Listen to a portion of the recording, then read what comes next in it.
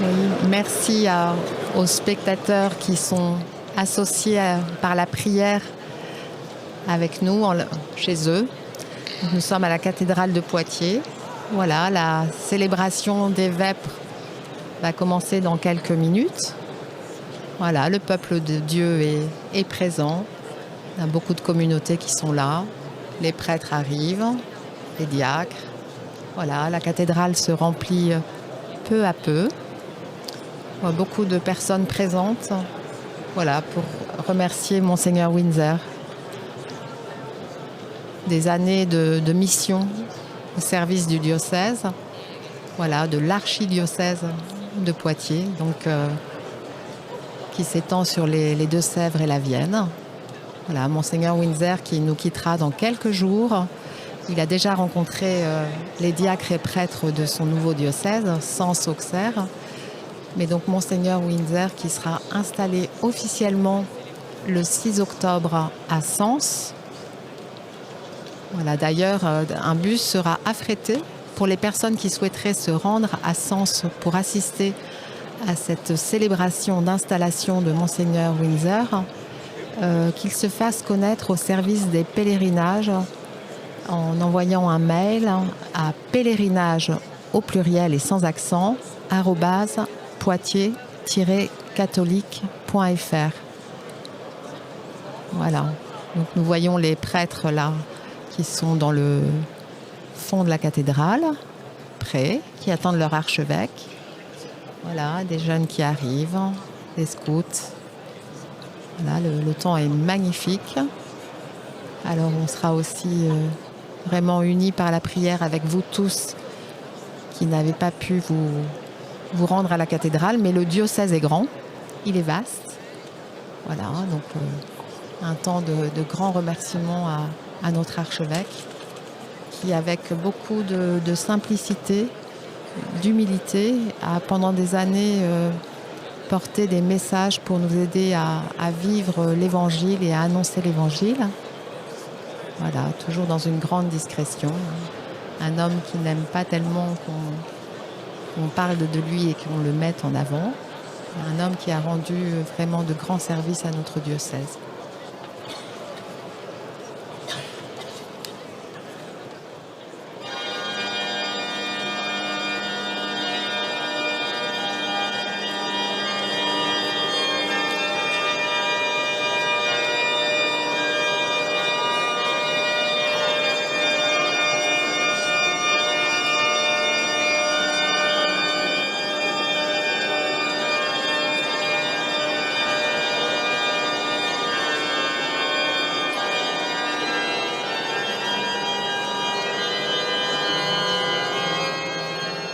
La célébration commence. Voilà, les prêtres et diacres sont prêts à partir autour de Monseigneur Winzer. Voilà, je vous souhaite une très belle célébration en union de prière avec vous tous.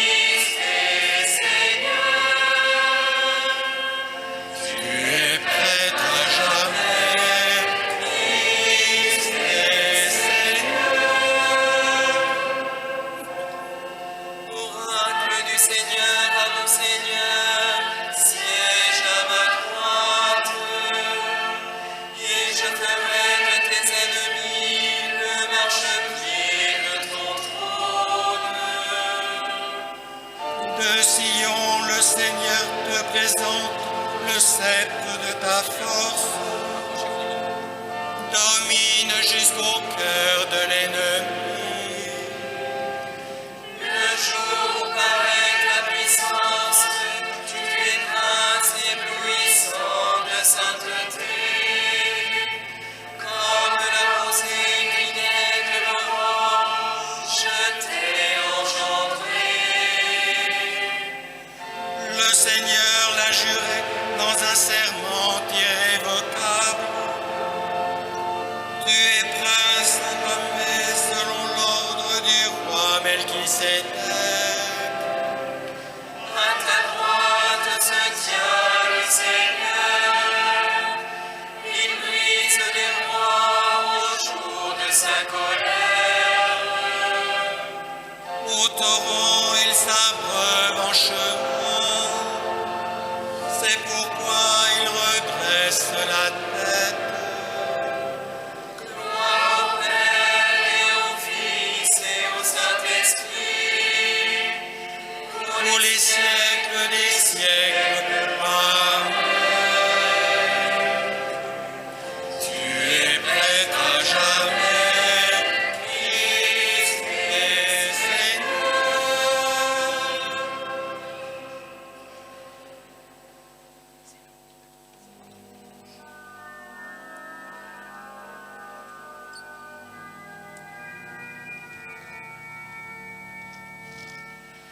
Dans la nuit de ce monde, le juste brillera. Dans La nuit de ce monde, le juste brillera. Heureux qui craint le Seigneur, qui aime entièrement sa volonté. Sa lignée sera puissante sur la terre. La race des justes est bénie. Les richesses affluent dans sa maison. À jamais se maintiendra sa justice. Lumière des cœurs droits, il s'est levé dans les ténèbres. Homme de justice, de tendresse et de pitié. L'homme de bien a pitié et partage. Il mène ses affaires avec droiture. Cet homme jamais ne tombera. Toujours on fera mémoire du juste. Il ne craint pas l'annonce d'un malheur. Le cœur ferme, il s'appuie sur le Seigneur. Son cœur est confiant, il ne craint pas. Il verra ce que valaient ses adversaires. Amène-main, il donne aux pauvres. À jamais se maintiendra sa justice. Sa puissance grandira et sa gloire. L'impie le voit et s'irrite. Il grince des dents et se détruit. L'ambition des impies se perdra. Gloire au Père et au Fils et au Saint-Esprit. Pour les siècles des siècles. Amen. Dans la nuit de ce monde, le juste brillera.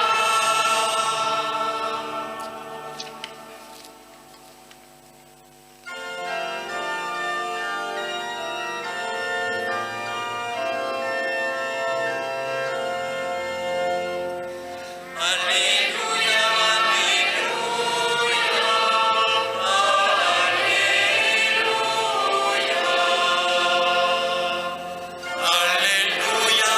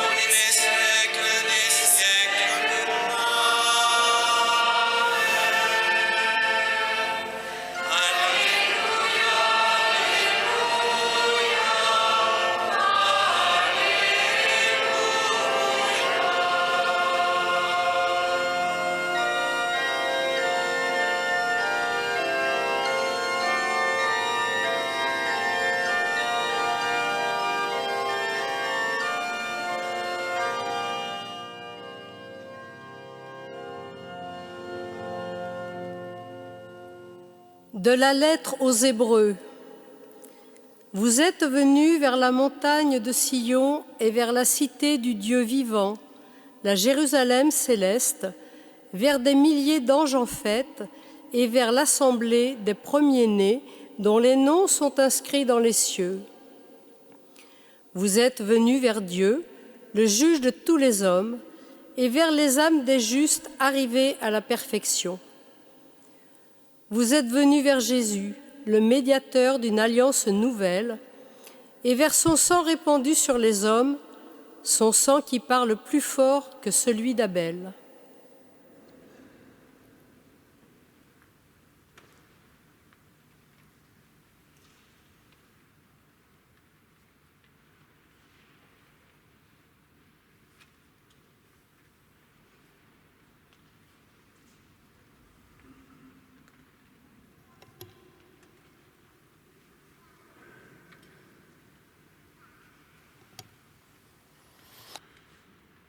Vous le savez, la prière de vêpres qui nous rassemble se célèbre en fin de journée, en fin d'après-midi. Mais cette prière n'est pas la dernière des prières du jour. Ce seront, dans quelques heures, les complis. Je vois en cela comme une image de ce temps particulier que je vis, un au revoir, la fin de quelque chose, mais qui n'est pas une fin dernière, et surtout qui annonce une aurore nouvelle, puisque demain matin, il y aura la prière de l'Aude. Pour le prêtre, l'évêque que je suis, il est bon que la dernière prière liturgique commune, avec vous tous dans la cathédrale, soit celle de la liturgie des heures. En effet, c'est ce à quoi je me suis engagé au jour de mon ordination, l'office. L'office, au sens propre de ce terme, un office, c'est un travail pour la gloire de Dieu et le salut du monde. C'est la prière qui rythme la journée, qui fait recevoir des textes que l'on ne choisit pas, avant tout les psaumes.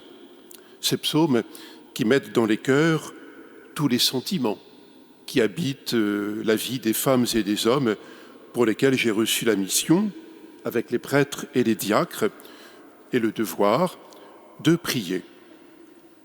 Ce soir, il ne me revient pas de tirer un bilan de mes années avec vous, encore moins de désigner ce qui devrait être fait pour le diocèse. Si je ne l'ai pas fait pendant toutes ces années, ce serait outrecuidant de le donner comme programme maintenant. Non, le sens de la prière, de toute prière, c'est de nous détourner de nous-mêmes, pour nous tourner ensemble vers Dieu, mais aussi pour nous tourner les uns vers les autres. La prière liturgique nous ouvre à plus que chacun de nous, plus que nos paroisses, que nos communautés, que nos groupes. Elle nous inscrit dans une Église qui nous précède et qui nous dépasse. La prière nous libère avant tout de la dictature du moi. Dictature du moi si présente à notre époque. Une dictature qui laisse penser que la vie pourrait être faite de satisfactions narcissiques permanentes. Et comme évidemment il n'en est rien, nos frustrations sont à la hauteur de nos attentes déçues. Chaque jour, les vêpres sont donc chantées au soir d'une journée. Aujourd'hui, c'est le soir du dimanche. Vous le savez bien, dans le calendrier chrétien, mais cette réalité se trouve dans les calendriers musulmans et juifs, le jour par excellence est le jour de la prière. Pour nous chrétiens, c'est le dimanche. Et pour nous, le dimanche, on peut le rappeler, ce n'est pas la fin du week-end. C'est plutôt le premier jour de la semaine. Le dimanche, c'est le jour de la résurrection du Seigneur, le jour où non pas les choses se terminent, mais le jour où les choses commencent. Le dimanche inaugure et annonce toute chose nouvelle. La foi chrétienne, comme les autres foi religieuses, nous établit dans un calendrier différent du calendrier de la vie ordinaire. Selon nous, ceci signifie bien plus que des questions de date ou d'agenda, mais manifeste cette différence chrétienne qui doit s'exprimer en tout domaine. Lorsqu'il n'en est pas ainsi, l'Église devient un corps social qui dysfonctionne, parce que d'une part, elle n'a pas les usages d'un groupe normal, d'une entreprise, avec ses règles, et que d'autre part, elle s'occupe mal de choses qui ne sont pas spirituelles. Et puis, s'il n'y a pas cette différence chrétienne, non pas uniquement d'agenda, mais de foi et de sens de nos vies, nous demeurons inféodés à des histoires, des appartenances sociales ou familiales, qu'ils deviennent des absolus et que même l'Évangile ne remet pas en cause. La conséquence, c'est que le christianisme devient alors un moyen, comme une religion pourrait devenir un moyen au service d'autre chose qu'elle-même. Pour certains, le christianisme sera un outil de conservation de privilèges, de titres, d'habitudes, de caste sociale ou économique, de pouvoir religieux aussi. Pour d'autres, le christianisme sera un levier révolutionnaire qui sera oublié une fois qu'il aura servi la cause, quelle qu'elle soit. Non, l'Évangile n'a d'autre usage, d'autre utilité que lui-même. J'ai essayé d'être un évêque, d'abord parce que je n'ai pas candidaté, mais j'y ai été appelé, même si je n'avais et n'ai encore aucun goût pour exercer des responsabilités. Parmi les figures bibliques, je me sens et me sais plus proche des sages, excusez du peu, que des rois. Mais j'appartiens à ces générations qui pensent que l'on vit plutôt par devoir que par goût. Et puis, célibataire, je n'ai guère d'attache sur cette terre. Mon espérance, c'est le royaume, même si mon devoir est de ne gaspiller ni ma vie, ni les dons que le Seigneur a pu me faire. J'ose alors reprendre les paroles de saint Paul. Pour moi, écrit l'apôtre, pour moi vivre, c'est le Christ, et mourir est un avantage. Mais si en vivant en ce monde, j'arrive à faire un travail utile, je ne sais plus comment choisir. Je me sens pris entre les deux. Je désire partir pour être avec le Christ, car c'est bien préférable. Mais à cause de vous, demeurer en ce monde est encore plus nécessaire. Comme le dit l'Évangile, nous sommes des serviteurs, non pas des serviteurs inutiles, mais des serviteurs dont Dieu peut se dispenser. Pourtant, Dieu ne se dispense de quiconque. Il peut nous aider à comprendre que nous avons chacune, chacun, notre utilité, notre nécessité pour la vie du monde, pour la vie de l'Église. Or, combien de personnes, peut-être ici dans l'Assemblée, ne sont-elles pas renvoyées si souvent à leur inutilité? À combien de personnes ne laisse-t-on pas entendre qu'elles n'ont ni rôle, ni place, ni aucun prix? Qu'elles seraient une gêne, et même qu'elles seraient en trop. J'ai dit que je ne voulais pas ici faire de bilan, ni dresser la liste de ce qui a été bien ou mal fait. Je le pense cependant nécessaire, ce bilan. Mais ce n'est pas à moi de le faire, ni sans doute à vous. Il faut une extériorité pour cela. Lorsqu'une institution, l'actualité le montre, lorsqu'une institution, y compris l'Église, entend être son propre juge, ceci ne peut qu'engendrer non seulement des erreurs, mais aussi des fautes.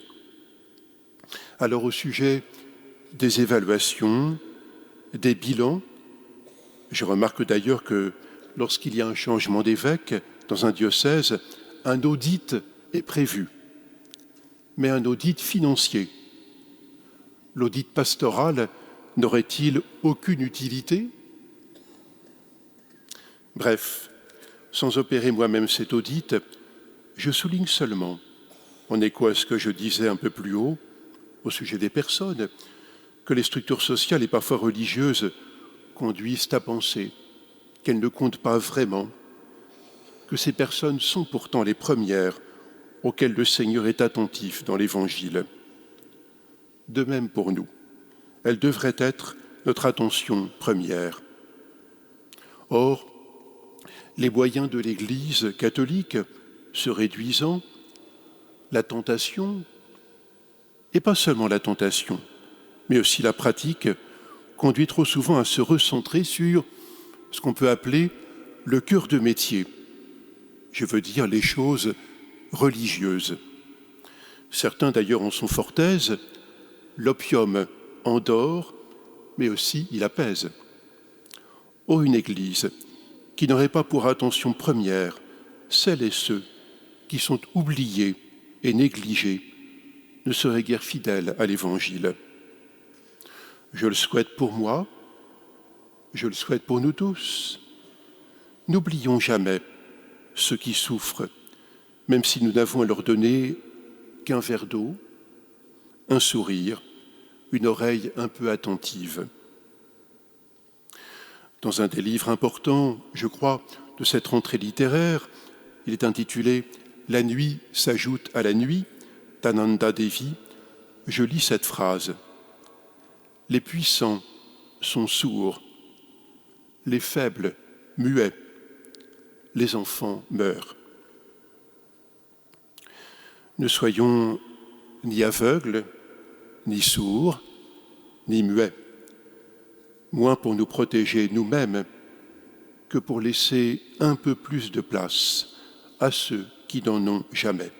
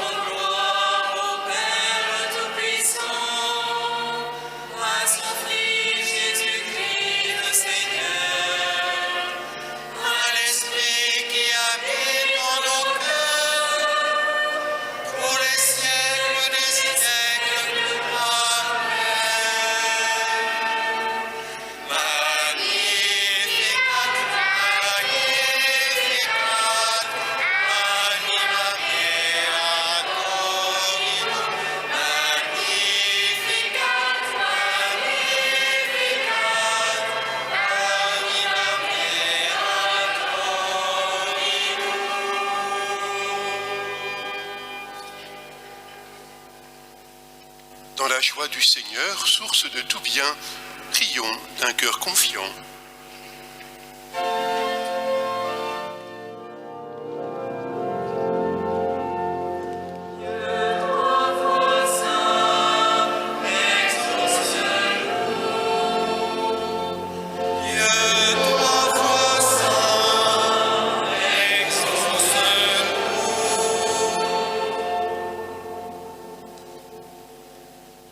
Père de Jésus-Christ, pour que ton nom soit glorifié en tout lieu, tu as envoyé l'Esprit Saint, qu'il confirme ton Église au milieu des nations.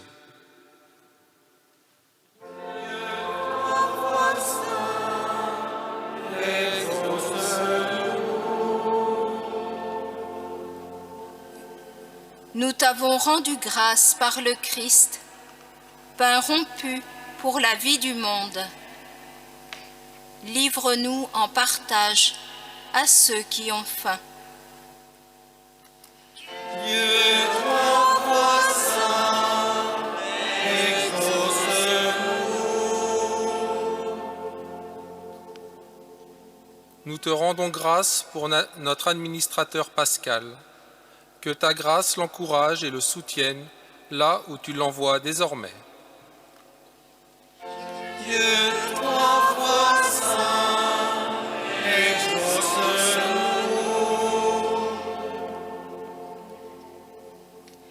Seigneur Jésus, toi, le bon pasteur, prépare nos cœurs à accueillir celui que l'Esprit Saint suscitera comme évêque de Poitiers et successeur de Saint-Hilaire.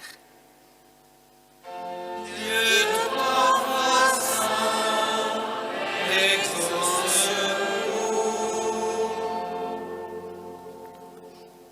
Accueille ceux qui se sont dépensés pour toi en Poitou et qui nous ont précédés dans la mort.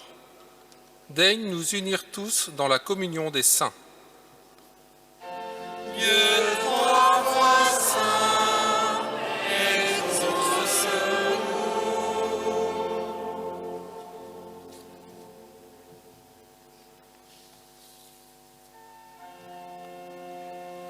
Notre Père qui es aux cieux,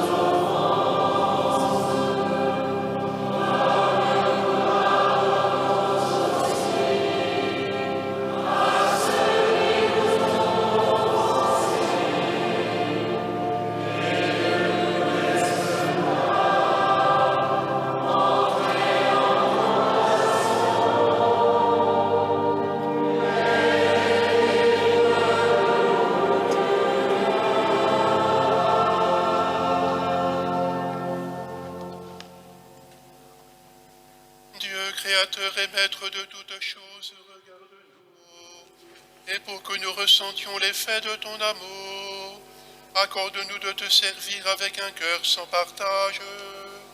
Par Jésus-Christ, ton Fils, notre Seigneur, qui vit et règne avec toi dans l'unité du Saint-Esprit, Dieu pour les siècles des siècles.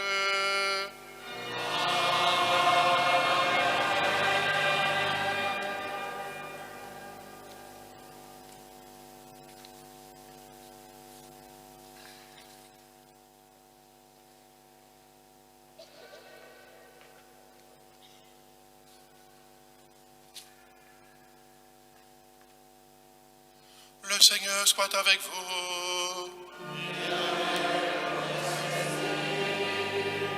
Dieu a béni cette terre du Poitou en y suscitant un grand témoin de la foi, Saint-Hilaire, et il vous a donné part aujourd'hui au bonheur de sa gloire, qu'il vous bénisse encore et toujours.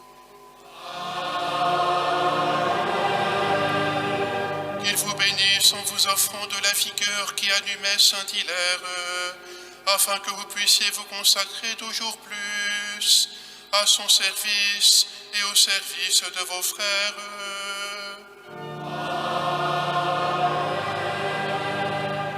Et que tous ensemble, stimulés par l'exemple et le soutien du Maître Hilaire, nous progressions d'un cœur joyeux dans la communion de l'Église.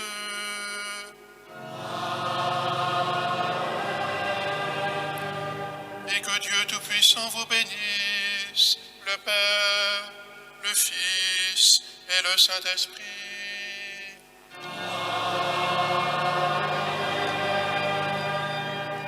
Bénissons le Seigneur.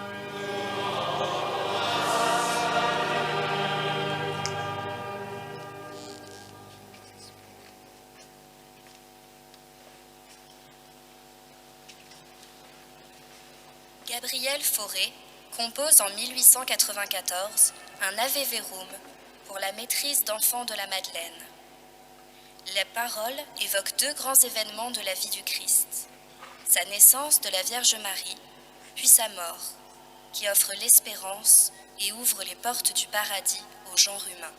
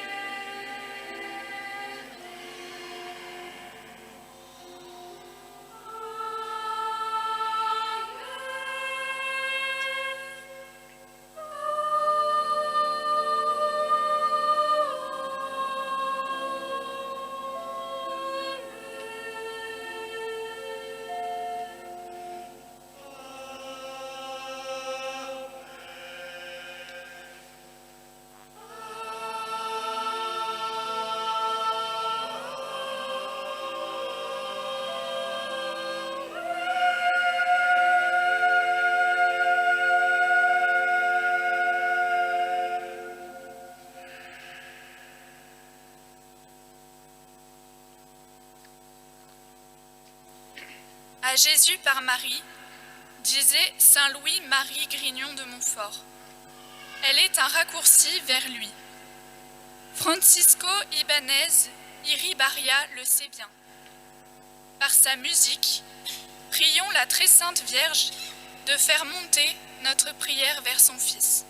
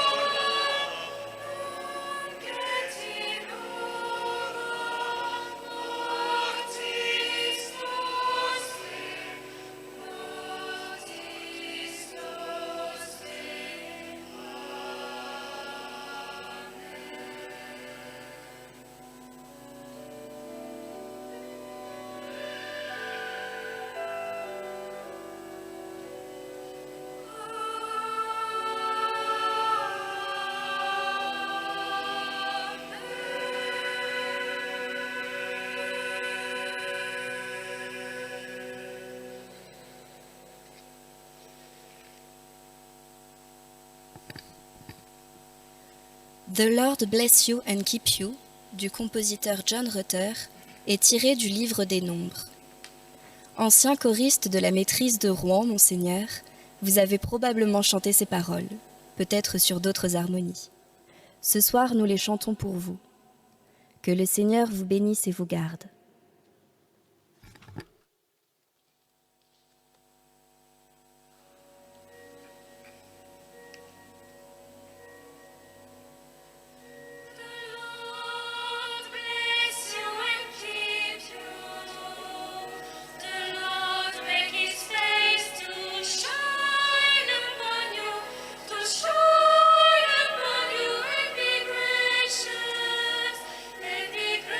Gracious.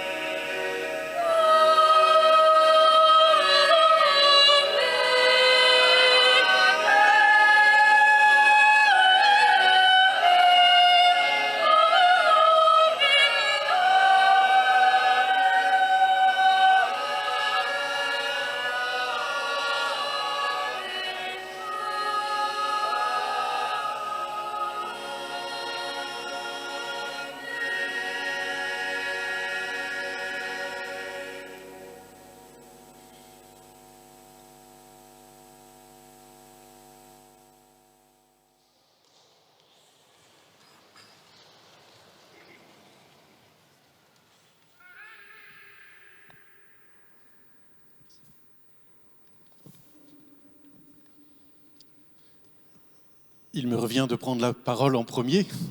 C'est un avantage, c'est que tout ce que je vais dire, les autres ne l'ont pas déjà dit. Je vais lire ce que j'ai écrit, parce que je ne suis pas un grand orateur. Comme la plupart d'entre nous, c'est avec surprise que le 6 août dernier, j'ai appris votre nomination pour le diocèse de Sens et Auxerre.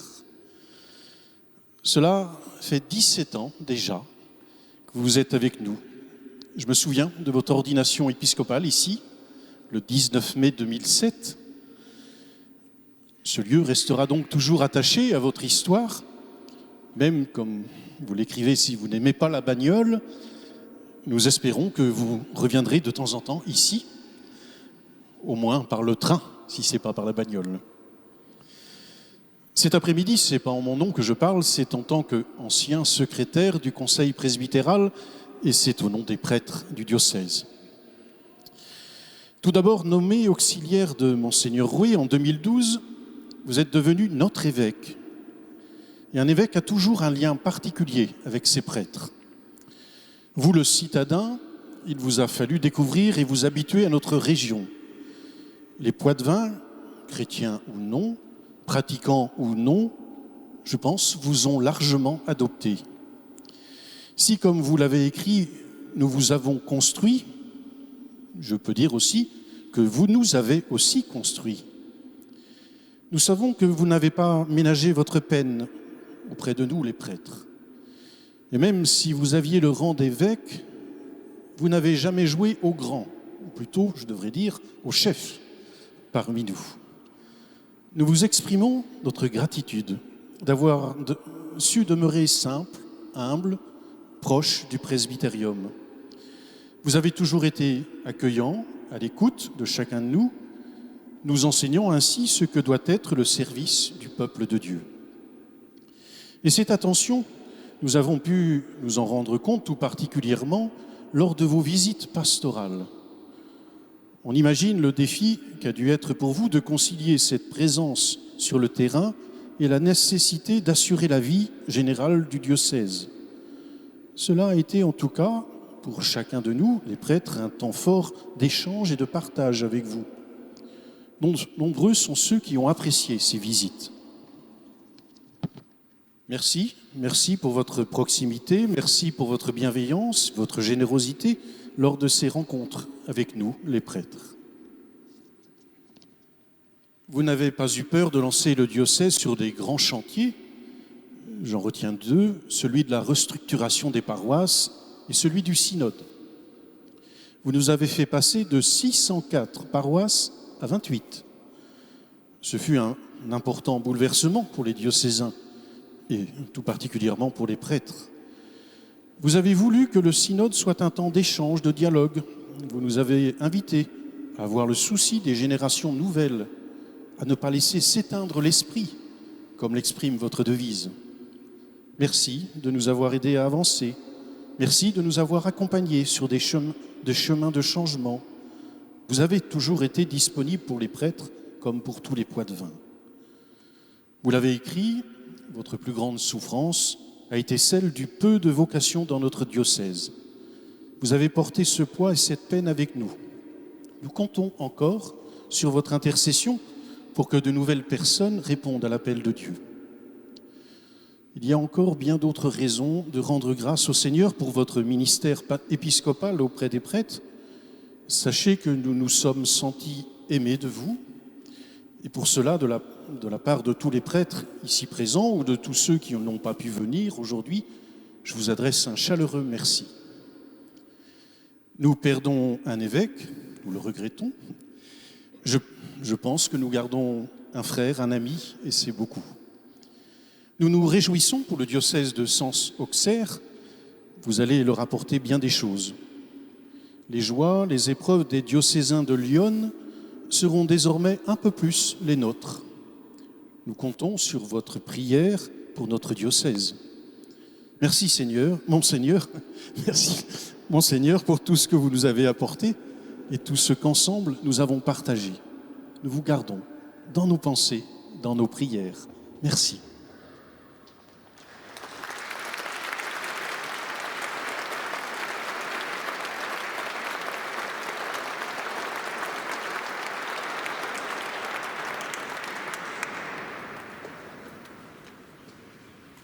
En tant que membre du bureau du Conseil diocésain de pastoral, avec Pauline Grijolot et Jérôme Guillard qui n'ont pas pu être là aujourd'hui, nous souhaitons partager, cher Père, avec l'Assemblée, quelques souvenirs de ces moments privilégiés. Nous avons passé 3 années très agréables de travail avec des ordres du jour divers et variés, à la fois dans le sérieux et l'efficacité, mais aussi dans l'humour et la convivialité. Merci, Père, de nous avoir montré un visage doux et humble. Vous nous avez laissé libres des choix des sujets que nous voulions traiter. De la pastorale en faveur des personnes âgées et du vieillissement, aux questions sur le genre. De la méditation transcendantale au congrès mission. De la santé mentale suite au confinement lié à la Covid-19, à l'avenir pastoral de notre Église. Vous nous avez toujours soutenus et encouragés à bousculer nos certitudes. Merci, Père, de nous avoir montré un visage moderne et inattendu. Nous pouvons attester que vous êtes plus rapide que votre ombre pour répondre aux mails ou pour solliciter des intervenants. Rappelez-vous de Raphaël Cornu-Thénard, le fondateur des congrès Mission. Dès que nous avons prononcé son nom, vous avez dégainé votre portable pour lui écrire. En revanche, pour les réseaux sociaux, Twitter et Facebook, ils ne sont pas votre tasse de thé. Nous avions apprécié, compris et souri à certains de vos bons mots, mais visiblement, nous avons été les seuls. Merci, Père, d'être un homme de votre temps qui s'intéresse aux générations nouvelles, sensible à la qualité de l'accueil des jeunes dans l'Église et à leur appel à faire communion avec les plus âgés investis dans l'Église. N'est-ce pas vous qui avez impulsé la tenue du synode diocésain ? Nous avons le souvenir que tous nos débats en bureau étaient éclairés par l'analyse des actes du synode et vous insistiez pour que nous les mettions en œuvre sur le terrain. Merci, Père, de votre ouverture d'esprit dans vos différents écrits, mais aussi dans les discussions sur le cinéma que nous avons pu avoir autour du dîner convivial traditionnel qui clôturait notre réunion de bureau. Nous espérons que dans Lyon, vous retrouverez des cinémas d'art et d'essai qui vous sont si chers. Sinon, Paris n'est pas très loin. Vous avez toujours voulu que notre conseil soit efficace en nous demandant d'équilibrer nos réunions entre des interventions extérieures très enrichissantes et l'analyse de ce qui se pratique sur le terrain en phase avec les orientations du synode diocésain. Malheureusement, le suivi, le rayonnement de nos échanges dans les territoires et les services n'ont peut-être pas toujours été suffisants. En effet, notre conseil est devenu, au fil des années, un lieu d'approfondissement spirituel et de débats enrichissants, mais nous avons peut-être été moins attentifs à la diffusion de l'action pastorale dans les paroisses, les services et les mouvements. Pourtant, vous avez toujours veillé à ce qui se débattait en conseil soit relayé dans la proximité. Peut-être que la réforme des conseils que vous avez initiée avant d'apprendre votre départ pour le diocèse de Sens-Auxerre nous permettra d'approfondir cette question. Durant ces années dans le Poitou, nous nous souviendrons de votre réaction très affectée face aux crimes dénoncés par le rapport de la SIAZ. Ces derniers vous ont bouleversé et scandalisé, comme nous tous d'ailleurs. Vous avez souffert pour les victimes. Et si nous ne vous avons vu que très rarement en colère, ce sujet-là en particulier pouvait vous mettre hors de vous. Pour finir, cher Père, nous souhaitons et espérons que l'Esprit Saint continue de vous éclairer et vous accompagne dans votre nouvelle mission.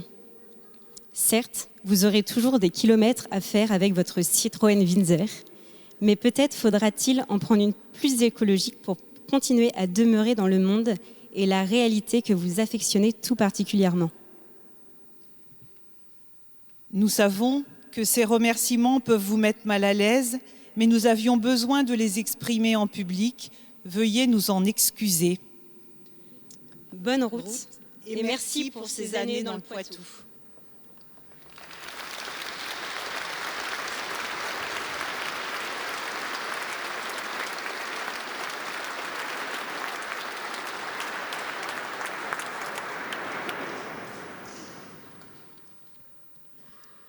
Cher Père, c'est au nom des services diocésains et des ministères reconnus que nous prenons à présent la parole avec Marie. En janvier 2019, avec audace, vous posiez la première pierre de la future maison diocésaine, la maison Saint-Hilaire.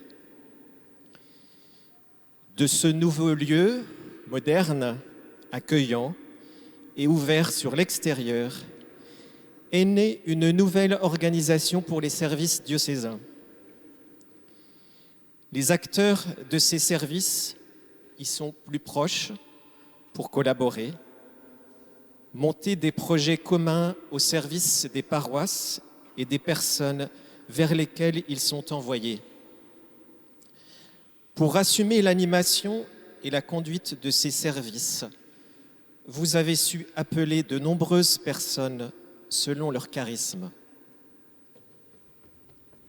En tant que ministère reconnu, vous nous avez appelés et envoyés, tant au plan diocésain que dans les paroisses ou en aumônerie d'hôpital. C'est fort de la confiance que vous nous avez accordée que chacun de nous a pu mettre en œuvre dans son lieu de mission les actes du synode, prendre des initiatives en s'appuyant sur votre esprit d'ouverture, sur la liberté et l'autonomie que vous nous avez invités à cultiver. Vous aimiez nous dire et nous répéter, l'important dans la fiche de mission, ce sont les blancs entre les lignes.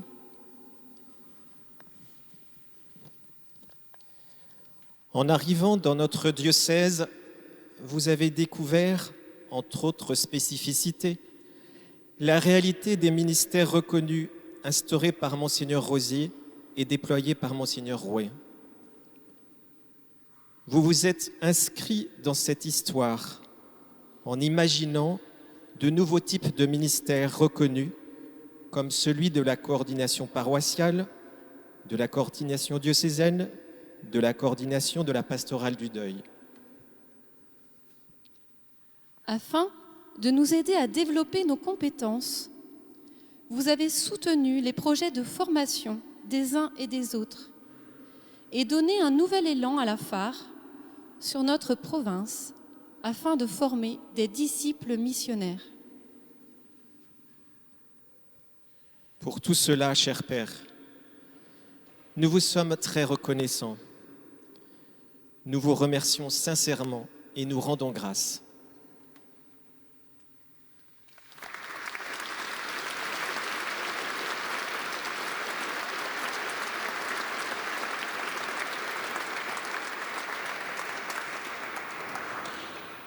Je crois venu maintenant le temps de vous remettre quelques cadeaux qui manifestent la gratitude et la reconnaissance de l'ensemble du diocèse de Poitiers.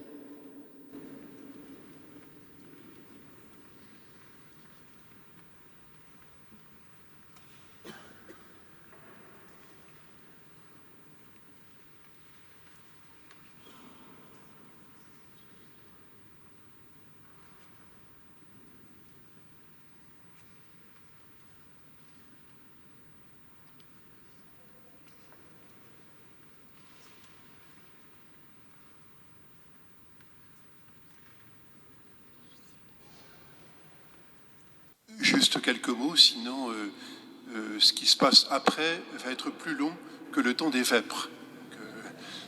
Donc pour vous remercier, que pourrais-je dire, je ne vais pas encore me laisser aller à parler de la voiture, mais cependant, il me semble que ce que vous m'offrez me permettra d'acquérir un autre engin. Je pense à un vélo, à assistance électrique. Quand je suis arrivé à Poitiers, j'avais amené mon vélo de Rouen, mais à l'époque, il n'y avait pas d'assistance électrique, et finalement, je l'ai très peu utilisé ici, et je l'ai même donné. Et je pense que voilà, j'ai entendu un petit message, et j'acquerrai cet engin. Avec l'assistance électrique, ça aide quand même bien, et j'ai vu que beaucoup d'ailleurs l'utilisaient de plus en plus à Poitiers. D'ailleurs, j'invite aussi les cyclistes et trottinettes à respecter le code de la route. Je me suis rendu compte qu'en piéton, les voitures s'arrêtent, mais pas toujours les deux roues. Bref, ceci dit, voilà, j'aimerais peut-être dire 3 choses pour inscrire notre vie dans toujours plus large que nous. D'abord, dire que la mission d'un évêque s'inscrit dans une histoire. Et avec mes prédécesseurs, la croix pectorale que je porte m'a été remise par la famille de Monseigneur Rosier. Et donc, c'est une manière aussi de lui dire je ne l'ai jamais connu, à différence de beaucoup d'entre vous, une manière aussi de m'inscrire dans sa lignée. Bien sûr, je laisserai cette croix après, ici au diocèse, puisqu'elle ne me revient pas, mais je la portais souvent. Monseigneur Rouet aussi, qui connaît aujourd'hui des problèmes de santé et qui ne peut pas être avec nous, mais voilà, qu'il l'est autrement. Et donc, pensons aussi à lui, puisque j'ai été son auxiliaire. Et donc, on s'inscrit dans cette histoire. J'ai jamais eu l'idée de penser que tout commençait avec moi. Si on le pense, quand on est petit enfant, on pense que tout tourne autour de soi. Assez vite, on oublie ça et c'est très heureux.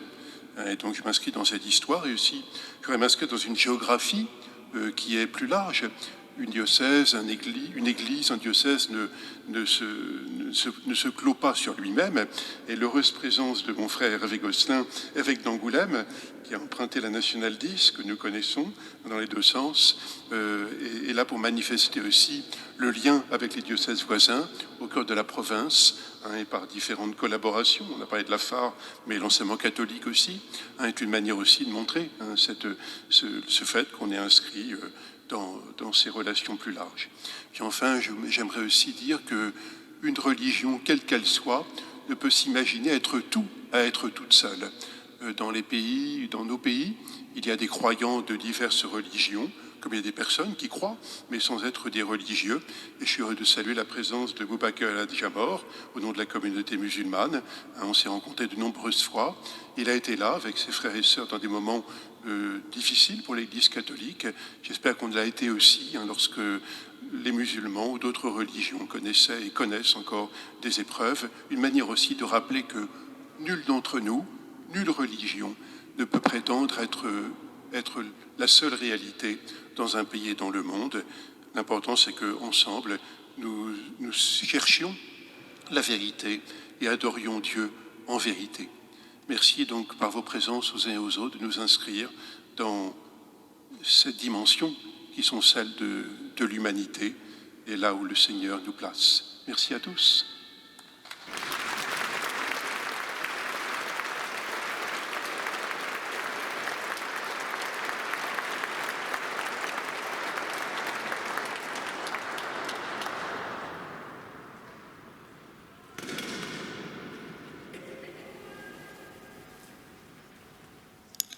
Juste un petit mot pour vous dire qu'à l'issue de cette célébration, il y a un verre de l'amitié qui sera servi sur le parvis de la cathédrale. Nous sortirons en procession, mes frères prêtres et diacres avec les évêques, et puis on ira, si vous voulez bien, se changer assez rapidement pour rejoindre le parvis de la cathédrale.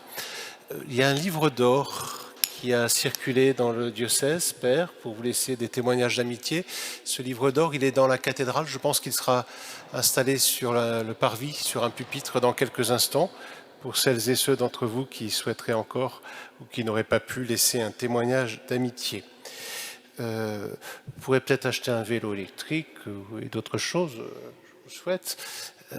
Ceux qui n'auraient pas pu participer à la collecte qui a été faite pour remercier le Père Windsor, eh bien, il y aura des corbeilles aux portes de la cathédrale où vous pourrez déposer votre participation. Merci.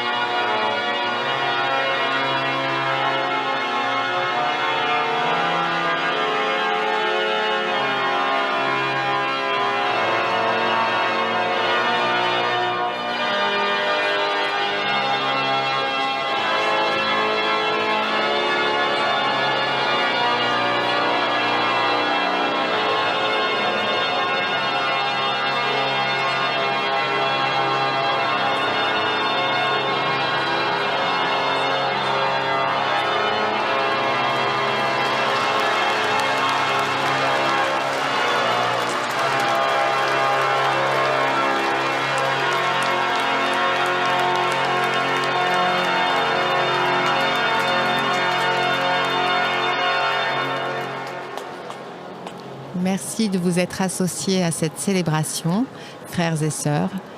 Et nous vous souhaitons un bon dimanche soir.